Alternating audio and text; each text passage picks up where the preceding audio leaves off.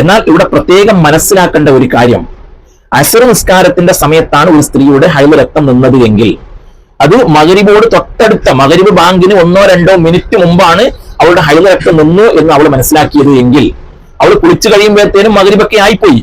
എന്നാലും അസ്റും നിസ്കരിക്കണം, ളുഹറും നിസ്കരിക്കണം. അതാണ് മനസ്സിലാക്കേണ്ടത്. അസ്സലാമു അലൈക്കും വറഹ്മത്തുള്ളാഹി. ഇന്ന് വളരെ പ്രധാനപ്പെട്ട ഒരു മസ്അല പറയാൻ വേണ്ടിയിട്ടാണ് വന്നിട്ടുള്ളത്. അതുകൊണ്ട് വീഡിയോ കാണുന്ന നിങ്ങൾ എല്ലാവരും വീഡിയോ മാക്സിമം ഷെയർ ചെയ്ത് മറ്റുള്ള ആളുകളിലേക്ക് എത്തിക്കണമെന്ന് ആദ്യമായി ഉണർത്തുകയാണ്. ഈ മസ്അല പ്രത്യേകിച്ച് ഉമ്മപെങ്ങന്മാര്, സ്ത്രീകളാണ് മനസ്സിലാക്കേണ്ടത്. പുരുഷന്മാരും മനസ്സിലാക്കേണ്ടതുണ്ട്, എന്നാൽ പ്രത്യേകിച്ച് ഉമ്മപെങ്ങന്മാർ മനസ്സിലാക്കിയിരിക്കണം. നമുക്കറിയാം, കുളി നിർബന്ധമാകുന്ന കാര്യത്തിൽപ്പെട്ടതാണ് ഹൈദ് രക്തം മുറിയുക എന്നുള്ളത്. ഹൈദ് രക്തം നിന്നു കഴിഞ്ഞാൽ അവർ ഫർള് കുളി കുളിക്കൽ നിർബന്ധമാണ്. ഹൈദുകാരിക്ക് നിസ്കാരം ഹറാമാണ്, അല്ലെ? ഫർള് കുളി കുളിച്ചു കഴിഞ്ഞാൽ അവൾ നിസ്കരിക്കാൻ തുടങ്ങണം. എന്നാൽ ഏത് നിസ്കാരം മുതലാണ് അവർ നിസ്കരിക്കേണ്ടത്? നമ്മൾ സാധാരണ കാണാറുള്ളത്, അവർ ഏത് സമയത്താണ് കുളിക്കുന്നത്, ആ കുളിക്കുന്ന സമയത്ത് ഹാളറായിട്ടുള്ള നിസ്കാരം മുതൽ അങ്ങോട്ട് നിസ്കരിക്കുന്നതാണ് കണ്ടുവരുന്നത്. എന്നാൽ അങ്ങനെയല്ല. ഏത് നിസ്കാരത്തിന്റെ സമയത്താണ് ഹൈദ് രക്തം മുറിയുന്നത്, ആ സമയത്തുള്ള നിസ്കാരം മുതൽ അങ്ങോട്ട് നിസ്കരിക്കണം.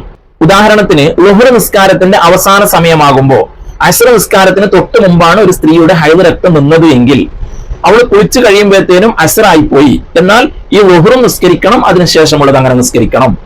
എന്നാൽ ഇവിടെ പ്രത്യേകം മനസ്സിലാക്കേണ്ട ഒരു കാര്യം, അസ്ർ നിസ്കാരത്തിന്റെ സമയത്താണ് ഒരു സ്ത്രീയുടെ ഹൈദ് രക്തം നിന്നത് എങ്കിൽ അത് മഗ്രിബോട് തൊട്ടടുത്ത മഗ്രിബ് ബാങ്കിന് 1-2 മിനിറ്റ് മുമ്പാണ് അവളുടെ ഹൈദ് രക്തം നിന്നു എന്ന് അവൾ മനസ്സിലാക്കിയത് എങ്കിൽ അവൾ കുളിച്ചു കഴിയുമ്പോഴത്തേനും മഗ്രിബൊക്കെ ആയിപ്പോയി.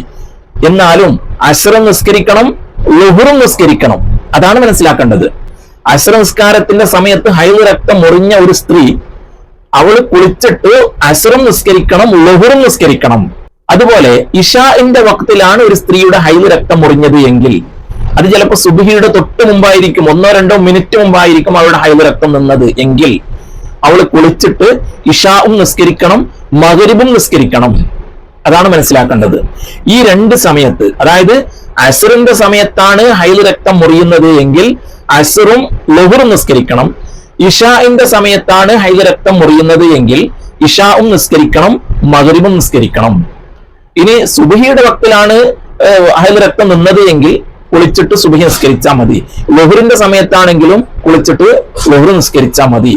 ഈ രണ്ട് സമയത്ത് അത് പ്രത്യേകം ശ്രദ്ധിക്കണം, പ്രത്യേകം മനസ്സിലാക്കേണ്ടതുണ്ട് എന്ന് ഓർമ്മപ്പെടുത്തുകയാണ്.